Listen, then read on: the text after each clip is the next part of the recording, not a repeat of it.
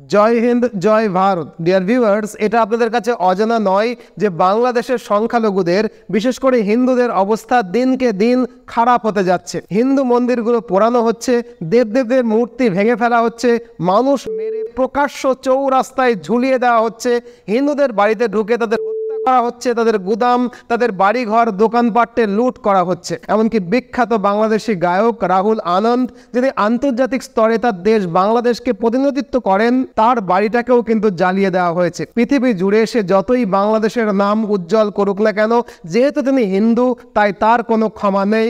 তাকে মারো, লুট করো, জ্বালিয়ে দাও। আর পৃথিবীর মানবাধিকার যখন এভাবেই বাংলাদেশে ধর্ষিত হচ্ছে, তখন ভারতের কিছু রাজনৈতিক নেতা তাদের ভোট ব্যাংকের স্বার্থের কথা মাথায় রেখে এই পরিস্থিতিতেও চুপ করে আছে। বামপন্থীরা যারা কথায় কথায় রাস্তায় নামে, ভেনিজুয়েলাতে মানুষ মরলে তারা নিশ্চয়ই রাস্তায় নামতো। এখন তাদের সময় নেই, কারণ হিন্দু মরছে।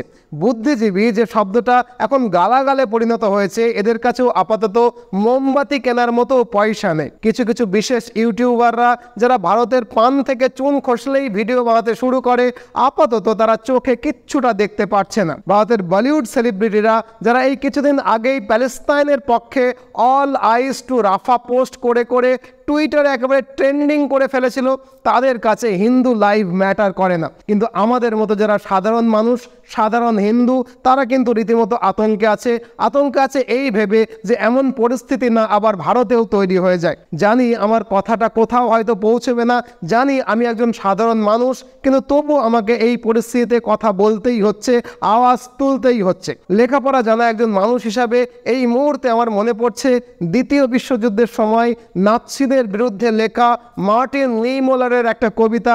যখন নাৎসি জার্মানিরা ইহুদিদের উপরে অমানবিক অত্যাচার করছে আজকের বাংলাদেশের মতো, তখন কবি লিখছেন যে প্রথমে তারা আমাদের শহরে এসে আমাদের লোকগুলোকে হত্যা করতে লাগলো, আর আমি চুপ থাকলাম। তারপরে তারা আমাদের পাড়ায় চলে এলো, আমি কান বন্ধ করে নিলাম। এরপর তারা আমাদের প্রতিবেশী এলাকায় এলো, আমি চোখ বন্ধ করে নিলাম। কিন্তু যখন তারা আমাদের বাড়িতে এসে উপস্থিত হলো এবং আমাদের উপরে অত্যাচার শুরু করলো, তখন চিৎকার করলাম, কিন্তু তখন আমার চিৎকার শোনার মতো কেউ অবশিষ্ট ছিল না। আজ বাংলাদেশে নির্বিচারে হিন্দু নিধন হচ্ছে। আজ যদি আমরা কান বন্ধ করে রাখি, আজ যদি আমরা চোখ বন্ধ করে নিই, তবে সেদিন আর দূরে নেই যেদিন আমাদের ঘর পুড়বে, আমরা চিৎকার করব, কিন্তু আমাদের আওয়াজ শোনার মতো কেউ অবশিষ্ট থাকবে না। যদিও কিছু লোক বলবে বাংলাদেশের সংখ্যালঘুরা নাকি নিরাপদে আছে, এখনও আছে, ভবিষ্যতেও থাকবে। তাদের জন্য শুরুতেই বলে নিই যে দেশভাগের সময় যেখানে হিন্দু জনসংখ্যা ছিল 22%, আজ সেখানে হিন্দু জনসংখ্যা কমে হয়েছে 7% মতো। এটা হয়নি, এটা পরিকল্পিতভাবে ধাপে ধাপে করা হয়েছে, যার পেছনে কিন্তু রয়েছে একটা সংগঠন যার নাম জামাতে ইসলাম। আর আতঙ্কের বিষয় হলো এই জামাতে ইসলামের সংগঠনটা আজ ভারতেও কিন্তু তাদের শেকড় বিস্তার করে ফেলেছে। আর আজ বাংলাদেশে যা ঘটছে সেই একই প্যাটার্ন কিন্তু ভারতের বিভিন্ন রাজ্যেও দেখা যাচ্ছে, আপনারা জানেন। আর এজন্যই আমাদের যেভাবেই হোক বাংলাদেশের ভুল থেকে শিক্ষা নিতে হবে, এবং পৃথিবীর যেখানেই হিন্দু নির্যাতন হোক না কেন, এখানে বসেই অন্তত আওয়াজটা তুলতে হবে। যাই হোক, বাংলাদেশে ধাপে ধাপে কিভাবে হিন্দুকে উচ্ছেদ করা হলো সেটা বোঝার জন্য আমাদের একটা সংগঠনের নাম একেবারে শুরু থেকে জানতে হবে, যার নাম জামাতে ইসলাম। কারা এই জামাতে ইসলামী? জামাতে ইসলামের ইতিহাস দীর্ঘ এবং অবশ্যই পুরনো। স্বাধীনতার পূর্বে ভারতে 1941 সালে এটা প্রতিষ্ঠা করেন সৈয়দ আবুল আলা মওদুনি, যিনি চেয়েছিলেন যে ভারতে, গোটা ভারতে শরিয়া আইন লাগু করা হোক বা শরিয়া আইন চালু করা হোক। দেশভাগের পরে তারা পাকিস্তানে চলে যায় এবং পশ্চিম এবং পূর্ব পাকিস্তানে তারা রাজনৈতিকভাবে ভীষণ সক্রিয় হয়ে ওঠে। এই সময় তারা চেয়েছিল পাকিস্তান থেকে গাজওয়া-ই-হিন্দের অভিযান চালিয়ে সম্পূর্ণ ভারতবর্ষটাকে দখল করে নেওয়া। কিন্তু 71-এর পর যখন বাংলাদেশ ভাগ হয়ে গেল, তখন তারা বাংলাদেশে বসে বাংলাদেশ থেকে পশ্চিমবঙ্গ, ঝাড়খণ্ড, আসাম, ত্রিপুরা এবং মণিপুরকে নিয়ে একটা বাংলা স্থান গঠন করবে, এই দীর্ঘ পরিকল্পনাটা নিয়ে এগোচ্ছে। এই পরিকল্পনা নিয়ে আমি একটা আস্ত আলাদা ভিডিও বানাবো, কথা দিচ্ছি। যাই হোক, যদি ইতিহাসের দিকে ফিরে তাকাই, 1971 সালের মুক্তিযুদ্ধের সময় জামাতে ইসলামী বাংলাদেশের স্বাধীনতার বিরুদ্ধে ছিল এবং তাদের 50,000 সদস্য রাজাকার বাহিনীতে যোগ দিয়েছিল, যারা পাকিস্তানি সেনাবাহিনীর সহযোগী একটা বাহিনী হিসাবে কাজ করেছিল এবং একের পর এক হিন্দু নিধন যজ্ঞে মেতে উঠেছিল।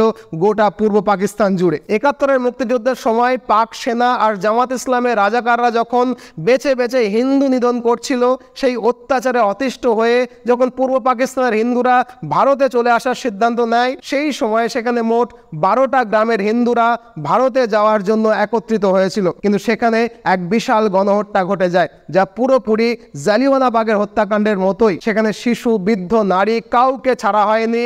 জামাত ইসলামের রাজাকার বাহিনীর সাহায্যে 3500 জনের মতো হিন্দুকে কিন্তু ব্রাশ ফায়ার করে মেরে ফেলে পাকিস্তানি সেনা। এরপর মাত্র 1 মাস পর 26শে মার্চ 1971 সালে শঙ্করী বাজার গণহত্যার কথাটাও কিন্তু আমাদের মনে করতে হবে। একই রকম ভাবে শঙ্করী বাজার নামক পুরো হিন্দু মহল্লাটাকে পাকিস্তানি বাহিনী আর এই রাজাকাররা ঘিরে ফেলে এবং ব্রাশ ফায়ার করে অসংখ্য হিন্দু নরনারীকে হত্যা করে। এরপর 1971 সালের 25শে জুলাই বাংলাদেশের শেরপুর জেলায় সোহাগপুর গ্রামে সকাল 9টায় পাকিস্তানি সেনাবাহিনী এবং আজকের এই জামাত ইসলামের রাজাকাররা মিলে 164 জন হিন্দুকে গুলি করে হত্যা করে, 57 জন মহিলাকে ধর্ষণ করে, রীতিমতো গণধর্ষণ করে। আর অবশেষে বাংলাদেশ যখন পাকিস্তান থেকে স্বাধীনতা লাভ করলো, তখন সংখ্যালঘু সম্প্রদায়েরা আশা করেছিল যে এবার বুঝি তারা নিরাপদে থাকবে। কিন্তু দুর্ভাগ্যবশত এই আশাটাও কিন্তু বাংলাদেশের সংখ্যালঘু হিন্দু সম্প্রদায়ের পূরণ হয়নি। 2001 সালে বাংলাদেশের জাতীয়তাবাদী দল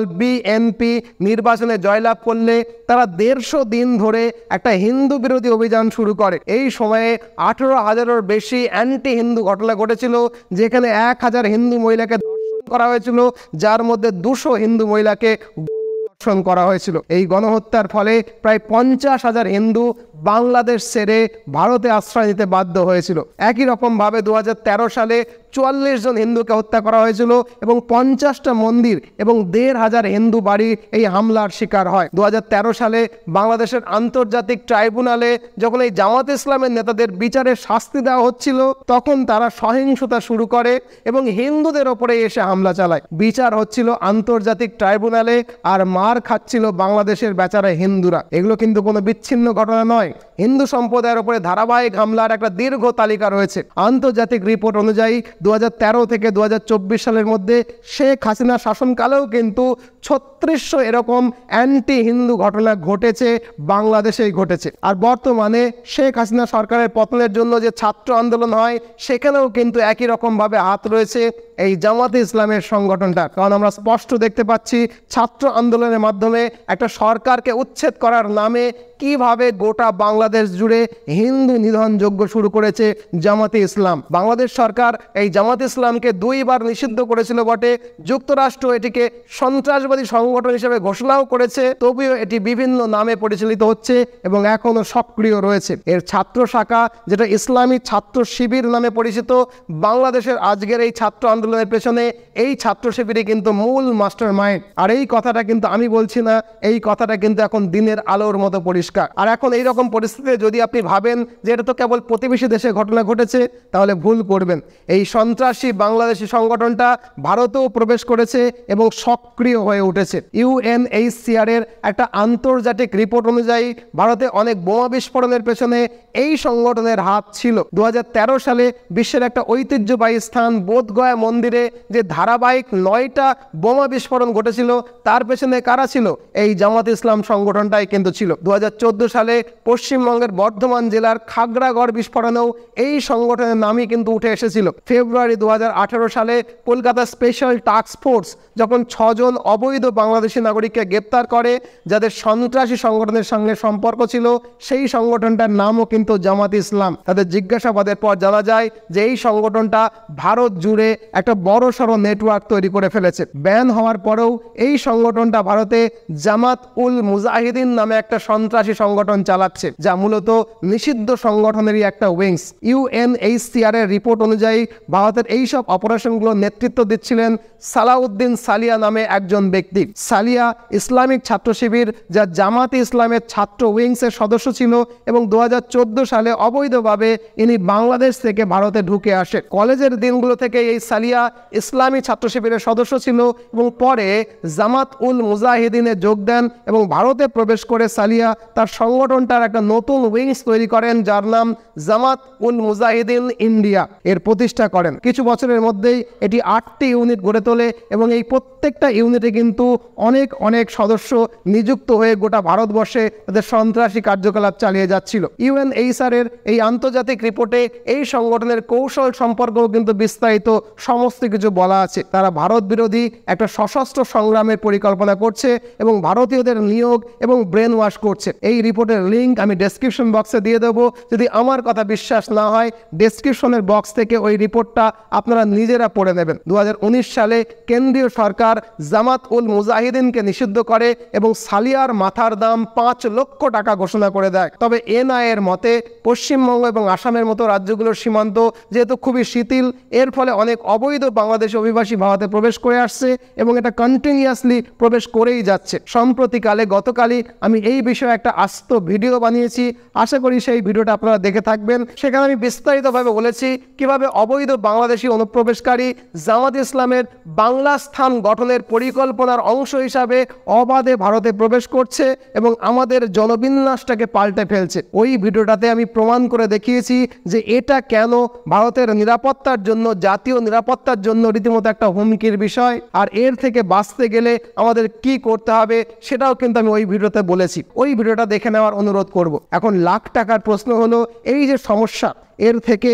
আমরা ভারতীয়রা আমাদেরকে কিভাবে বাঁচাবো? মূলত 3 রকম ভাবে আমরা বাংলাদেশে যে হিন্দু নির্যাতন হচ্ছে সেই সমস্যার সমাধান করতে পারি। প্রথম সমাধান হলো CAA এবং NRC কার্যকারী করা। আমরা জানি আইন তো পাশ হয়েই গেছে, এখন ইমপ্লিমেন্ট করতে হবে শুধু। আমাদের প্রতিবেশী দেশগুলোতে সংখ্যালঘুদের উপরে যেভাবে নির্যাতন করা হচ্ছে, তাই ভারতকে তাদের জন্য একটা আশ্রয়স্থল কিন্তু হয়ে উঠতেই হবে। কারণ এই সমস্ত দেশের আশেপাশে কিন্তু কোনো খ্রিস্টান, শিখ, হিন্দু, বৌদ্ধ বা জৈন দেশ নেই। আর এটা কোনো ধর্মীয় প্রশ্নও নয়, এটা কিন্তু সংখ্যালঘু সম্প্রদায়ের মানবাধিকারের প্রশ্ন। আর আমাদের গৃহমন্ত্রী নিজেই বলেছেন যে CAA অনুযায়ী যদি কোনো ব্যক্তি, এমনকি পাকিস্তানি হলেও, ভারতে আইনিভাবে প্রবেশ করে, তবে তাকে ভারতীয় হিসেবে স্বাগতম জানানো হবে। আমাদের প্রতিনিধিরা প্রক্রিয়াটাকে কিন্তু অনেক সহজ করে দিয়েছে। খুব সহজেই কিন্তু এই সংখ্যালঘুরা ভারতে প্রবেশ করে এলে তারা অনায়াসে ভারতের নাগরিকত্ব পেয়ে যাবে। আর একই সঙ্গে NRC চালু করে মাথার পাকা চুল বাছার মতো করে ভারতবর্ষের অভ্যন্তরে বাংলা স্থান তৈরির পরিকল্পনা নিয়ে যে অবৈধ বাংলাদেশি অনুপ্রবেশকারীরা প্রবেশ করেছে তাদেরকে খুঁজে খুঁজে বের করতে হবে এবং অবশ্যই একে একে নিকেশও করতে হবে। আর দ্বিতীয় সমাধান হলো, ভারত যেহেতু একটা আন্তর্জাতিক মহাশক্তি, তাই বাংলাদেশের সংখ্যালঘু নির্যাতন শুরু হওয়া মাত্র আন্তর্জাতিক স্তরে এটা নিয়ে এমনভাবে হইচই শুরু করতে হবে যাতে জামাত ইসলামের জঙ্গিগুলো কিছুটা হলেও ভয় পায়। এর আগে যখন বাংলাদেশে ইসকন মন্দিরের উপরে হামলা হয়েছিল, ইসকন যেটা একটা আন্তর্জাতিক সংগঠন, পৃথিবীর সমস্ত দেশে বাংলাদেশি দূতাবাসের সামনে দাঁড়িয়ে ঢোল আর করতাল নিয়ে যেভাবে প্রতিবাদ করেছিল, সেই রকম চাপ কিন্তু প্রত্যেকবার সৃষ্টি করতে হবে যাতে করে এই জামাত ইসলামের লোকগুলো বুঝতে পারে যে চাপটা কাকে বলে। আপনারা দেখেছেন যে ভারতের ইতিহাসে প্রথমবার আমাদের বর্তমান প্রধানমন্ত্রী টুইট করে বাংলাদেশে হিন্দুদের নির্যাতনের কথা বলার সাথে সাথেই ইউনাইটেড নেশনস এটা নিয়ে কিন্তু সাবধানবাণী শুনিয়ে দেয়। আর তার ফল কিন্তু আমরা হাতে নাতে দেখেছি। বিড়াল যেমন মাছ পাহারা দেয়, তেমনি কিন্তু জামাত ইসলামের সদস্যরা বাংলাদেশের হিন্দু মন্দিরগুলো পাহারা দিতে বাধ্য হচ্ছিল। আর তৃতীয় সমাধান হলো, বাংলাদেশে শুধু নয়, পৃথিবীর যে কোনো জায়গায় যদি হিন্দু নির্যাতন শুরু হয়, তাহলে আমাদেরকে এমনভাবে হইচই শুরু করতে হবে যাতে আন্তর্জাতিক মিডিয়া সেটাকে কভার করে। অবশ্যই আমাদের মনে রাখতে হবে যে কিছু রাজনৈতিক নেতা তাদের ভোট ব্যাংকের স্বার্থে চুপ করে থাকবে। অবশ্যই আমাদের মনে রাখতে হবে যে বামপন্থীরা প্যালেস্তাইন আর ভেনেজুয়েলাতে মানুষ মরলে তবেই গিয়ে রাস্তায় নামবে। হিন্দু মরলে বুদ্ধিজীবীদের মোমবাতি কেনার টাকা ফুরিয়ে যাবে এবং কিছু কিছু ইউটিউবাররা হিন্দু নির্যাতন তো চোখেই দেখবে না। ভারতের বলিউড সেলিব্রিটিরা প্যালেস্তাইনের পক্ষে অল আইস টু রাফা পোস্ট করে নিজেদেরকে অনেক বড় মানবিক প্রমাণ করবে, কিন্তু তাদের কাছে হিন্দু নির্যাতন নিয়ে একটা বাক্য আমরা আশা করতে পারি না। এজন্যই আমরা যারা সাধারণ হিন্দু তাদেরই কিন্তু যে কোনো প্রান্তে হিন্দু নির্যাতন হলে প্রতিবাদে মুখর হতে হবে। আর এজন্যই আমাদের মতো আমরা যারা সাধারণ হিন্দু, পৃথিবীর যে কোনো প্রান্তে হিন্দু নির্যাতন হলেই আমাদেরই কিন্তু প্রতিবাদে মুখর হতে হবে। এমনভাবে প্রতিবাদ করতে হবে যাতে হিন্দু ভোট হাতছাড়া হওয়ার ভয়ে রাজনৈতিক নেতাদের টনক নড়ে। হিন্দু ভোট পাওয়ার আশায় বামপন্থীরা মুখ খুলতে বাধ্য হয়।